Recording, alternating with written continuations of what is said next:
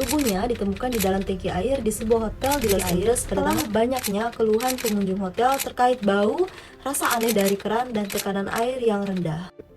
Salah satu kasus kematian misterius yang belum terungkap hingga saat ini adalah kasus kematian seorang mahasiswi asal Kanada keturunan Tionghoa bernama Elisa Lam.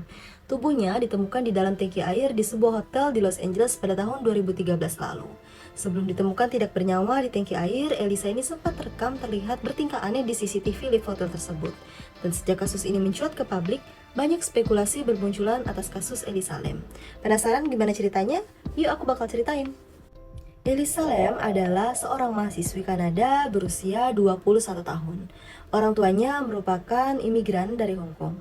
Elisa juga diketahui merupakan seorang mahasiswi di University of British Columbia. Ia juga memulai sebuah blog bernama Etherfields di Blogspot pada tahun 2010 silam. Jadi selama 2 tahun terakhir berikutnya, ia mulai memposting foto model dan kisah hidupnya, terutama perjuangannya melawan penyakit mental.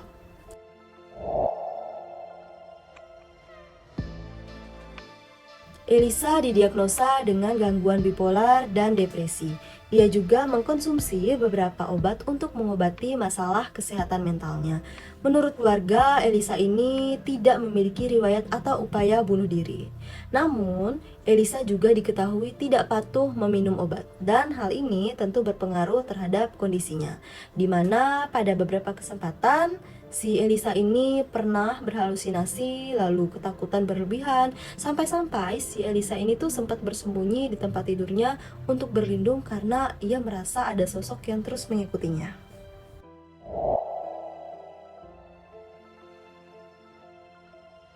Pada awal 2013, Elisa memutuskan untuk melakukan solo trip ke California.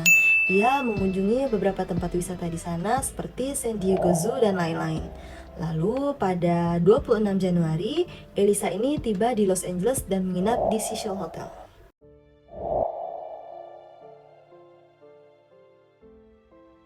Elisa ini dikenal sebagai anak yang cukup dekat dengan keluarganya.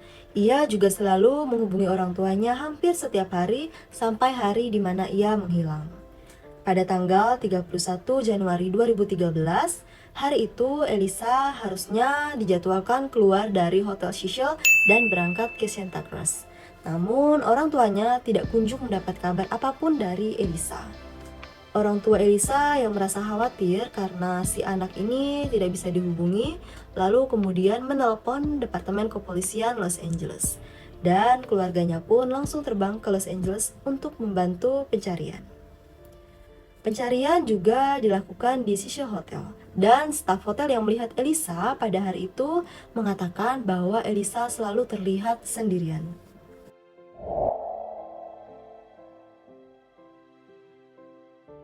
Pada saat pemeriksaan Cecil Hotel, polisi juga memeriksa setiap CCTV yang ada di hotel tersebut. Salah satunya adalah CCTV di dalam lift. Pada waktu polisi memeriksa rekaman CCTV lift, mereka ini menemukan rekaman Elisa yang bertingkah sangat aneh, di mana terlihat Elisa ini masuk ke dalam lift dan menekan hampir semua tombol lantai yang ada di dalam lift tersebut. Ia juga bertingkah aneh seperti keluar dan masuk kembali ke dalam lift. Sesekali ia juga terlihat menjulurkan kepalanya melihat ke arah luar lift, dan kemudian si Elisa ini keluar dari dalam lift tersebut. Seolah-olah si Elisa ini sedang bersembunyi dari seseorang. Namun tidak ada orang lain yang tertangkap di rekaman CCTV tersebut kecuali si Elisa.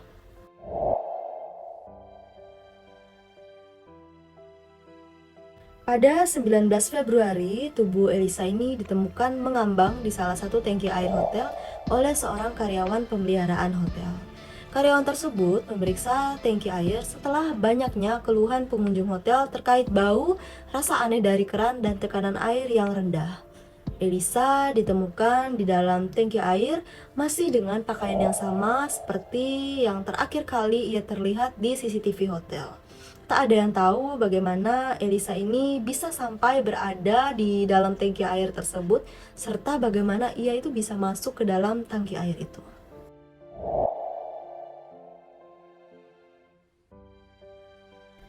Beberapa investigasi sudah dilakukan, namun tidak memberikan penjelasan tentang bagaimana si Elisa ini bisa masuk ke dalam tangki air. Karena pintu dan tangga yang mengakses atap hotel itu selalu dalam keadaan terkunci, dan hanya staf yang memiliki akses yang bisa mengakses lokasi tersebut. Dan kalaupun si Elisa ini memaksa masuk ke lokasi tersebut, misalnya dengan merusak pintu dan sebagainya, hal ini pasti akan memicu alarm keamanan. Karena kan lokasi tersebut bukan lokasi yang bisa diakses oleh sembarangan orang kan, kecuali memang staf hotel yang punya akses untuk naik ke atap. Lalu ada nggak sih maksudnya akses lain yang bisa membawa Elisa ini ke atap tersebut? Ya ada memang gitu, yaitu melalui tangga darurat hotel. Jadi kemungkinan si Elisa ini naik ke atap hotel dengan menaiki tangga darurat tersebut. Namun terlepas dari pertanyaan bagaimana si Elisa ini bisa naik ke atap, ada pertanyaan lain yang juga cukup mengherankan guys, yaitu apakah bisa si Elisa ini masuk ke dalam tangki air itu sendirian? Jadi kalau digambarkan ya, di sana tuh ada 4 tangki air berukuran 4 x 8 kaki berbentuk silinder yang ditopang pada balok beton dan gak ada akses tetap untuk ke sana. Jadi kalau karyawan hotel ngecek kondisi air di sana ya mereka ini harus menggunakan tangga untuk bisa naik ke atas tangki dan melihat air tangki tersebut. Jadi tangki ini juga ditutup dengan tutupan yang cukup berat dan tebal sehingga memang sangat sulit untuk dibuka baik dari arah luar apalagi dari dalam tangki itu gitu. Dan pada saat karyawan hotel menemukan tubuh Elisa pada hari itu, mereka mengatakan bahwa penutup tangki tersebut telah dalam keadaan terbuka pada saat mereka menemukan tubuh Elisa.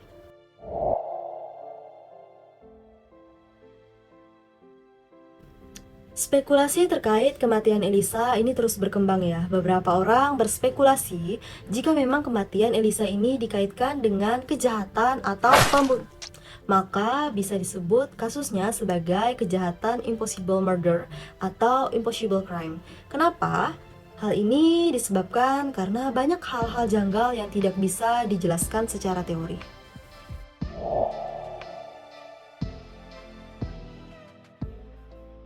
Dari pemeriksaan CCTV yang dilakukan seorang analis forensik dengan membaca bahasa tubuh Elisa, yaitu Michael Drain, mengatakan bahwa Elisa tak ada terindikasi sedang diserang atau mendapat ancaman apapun.